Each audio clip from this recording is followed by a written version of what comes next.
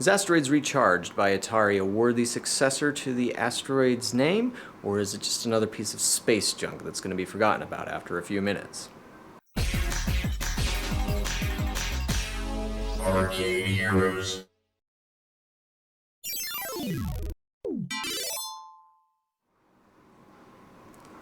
Greetings, it's Adam with ArcadeHeroes.com, and while most of my videos cover real coin-operated arcade games like the ones you see behind me, on occasion I do cover console stuff, and the most recent one of those would be the Moon Patrol remake on the Intellivision Amico, although that was an early prototype, and so that wasn't really a review.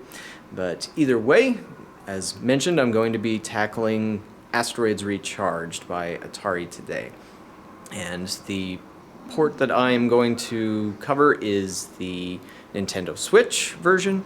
It's available on pretty much every other platform out there, Xbox, PlayStation, PC. And so if you're interested in it, you can grab it on one of those platforms. But what I'm curious about and where I can justify this, since my channel does tend to cover just real arcade machines, is how does this game stack up and compare to its ancestors? And so that's what I'll get into, and so we'll enjoy it from there and see whether or not it's worth your time and money.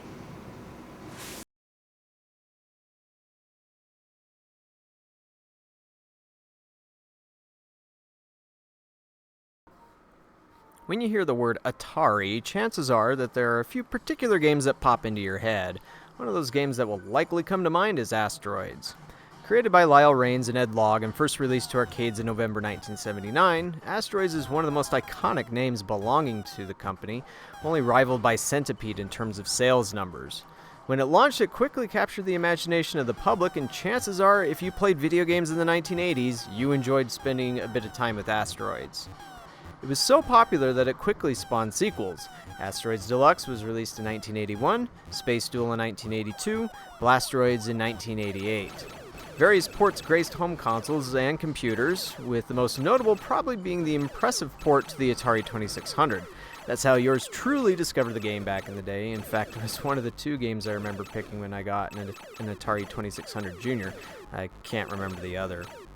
That port was also notable for a technical achievement it introduced to gaming called bank switching, which allowed the console to access more ROM space than it was originally designed for, which meant that it could handle more complex games. Of course, given that the originating game was released way back in '79, it's older than most of you, probably. It's older than me. A wrinkle. But unless you were born in this century, you're probably familiar with the game formula. If you are newer to the game scene, then I'll fill things in for you, starting with basic gameplay of the original. I'll refrain from discussing most of the changes and additions in the sequels, and then we'll get into how Recharged compares. At its core, Asteroids is a survival game, one that's easy to learn, difficult to master. You control a triangular spaceship, while wave after wave of rocks spawn on the screen. Touch one and you die. Run out of lives and it's game over.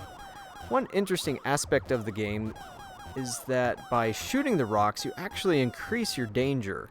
When large rocks are hit, they split into two medium ones and pick up speed. Shoot one of those, and they split into two more smaller rocks, picking up speed again. The screen can quickly fill with asteroids, making survival that much more challenging. To add to the frenzy, UFOs will appear on occasion, randomly firing around the screen. Sometimes they run into rocks, sometimes they shoot them, sometimes they shoot or run into you if you don't take them out fast enough. There were two types of UFOs, or saucers if you prefer, large and small, the smaller ones being worth more points, but also being more dangerous.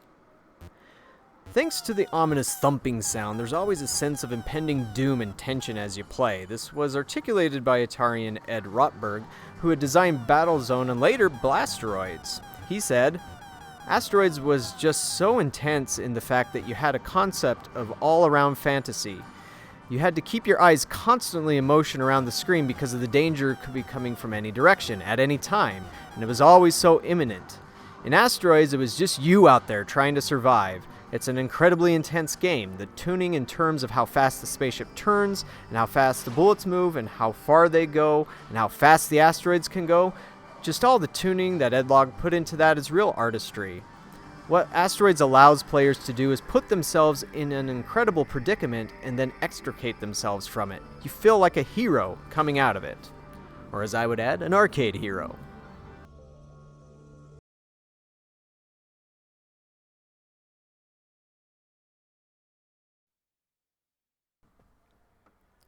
So that's the original Asteroids. What about the new one, Recharged?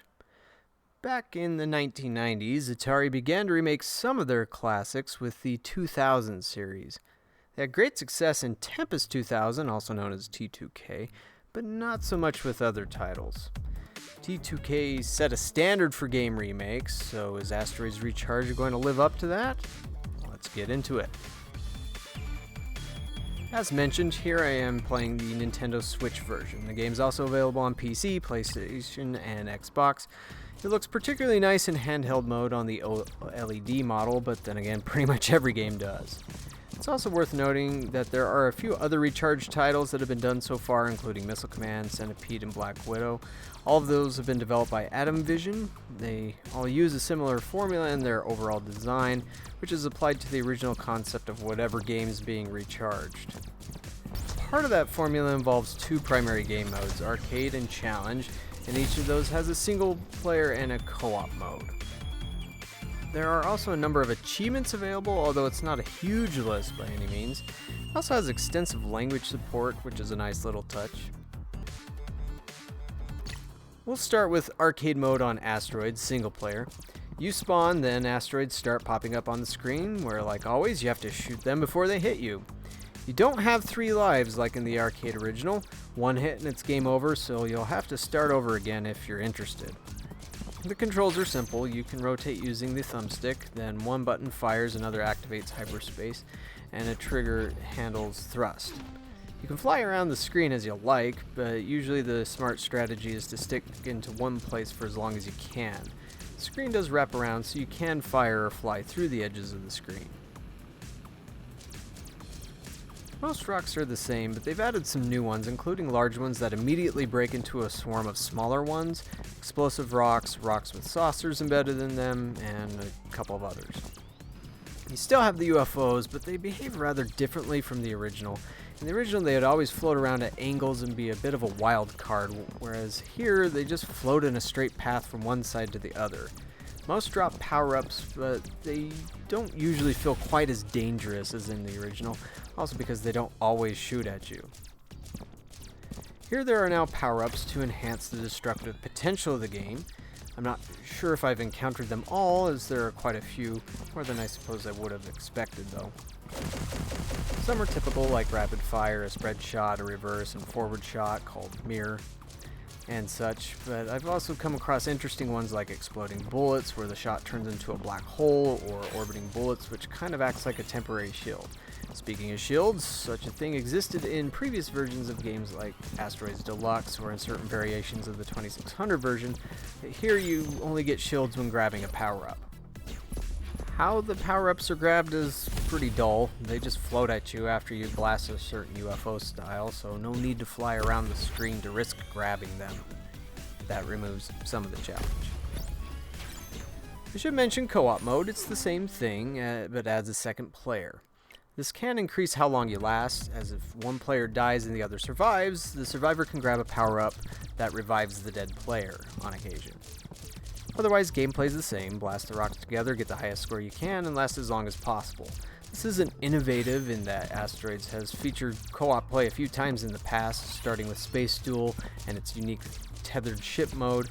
It's also too bad that this doesn't have an option to play like that, or like what we found in the Atari 7800 version. That featured selectable competitive and team play modes, although the competitive mode was usually short since players would just blow each other up. There's one version of the game that went unreleased, the Atari 5200 version, which was supposed to offer 4-player simultaneous matches, but thanks to the crappy non-centering analog joystick, that intended pack-in title never came to be. I bring that up because something like the Switch could easily handle 4 players, but here it only offers 2, and I think having a 4-player mode would have been a nice touch. As it is though, it is fun in co-op mode, probably more so than single player. I played this with 2 of my 3 kids, and both of them, one a 16-year-old and the other a 6-year-old, both thought it was fun. The 6-year-old later asked me if I thought that Asteroids Recharged would make a good arcade game. Next we move on to the challenge mode, which is the more interesting part of the game. You have a bunch of challenges to complete in either single or co-op mode, and by completing these you unlock more. As of this review, I've not completed them all, but they do help the game stand out. Without them, the game would struggle to find its own voice, so to speak, but with them it helps increase replay value and the fun. My kids also enjoy playing these, so we'll likely be tackling more of them here soon. Graphically, the game's fine. It's not setting any new standards and probably would work out on mobile devices without much trouble. The original was just black and white, and this has stars and nebula to look at with some nice colors popping up every now and then. Just not sure why there's a grid effect here in some sequences. Sometimes it's subtle, others it isn't. It seems like a nod to Geometry Wars, which in itself have been influenced by Asteroids, but the grid here isn't dynamic like in Geometry Wars and feels a little bit out of place when it shows up. Now, if they had borrowed a page from the old Star Raiders and had a galactic map for you to explore, going to sectors in danger of asteroid storms for the single player, then that would have been cool and made sense for having a grid. But alas, I'm supposed to be reviewing this, not designing it. The music is catchy in that I found myself remembering or humming it after playing, but I feel a little divided here, which I'll get into in just a second. Played it using a 5.1 channel surround system and a subwoofer, and I was able to capture its feel pretty well. My daughter in particular loved the music and danced to it some. It's a sci-fi synth track that fits a space action game. And that's where I'm divided though, is even though the music sounds nice, this is Asteroids and not any other generic space game. I'm not knocking the quality of that music nor the sound effects, and to players who may not be super familiar with the originals or not familiar with them at all, then they'll probably be just fine. But for classic fans, it feels out of place. It removes one of the important elements of tension, as I mentioned earlier with that quote from Ed Rothberg. There's a couple of examples, one from the original arcade game and one from the Atari 2600 version.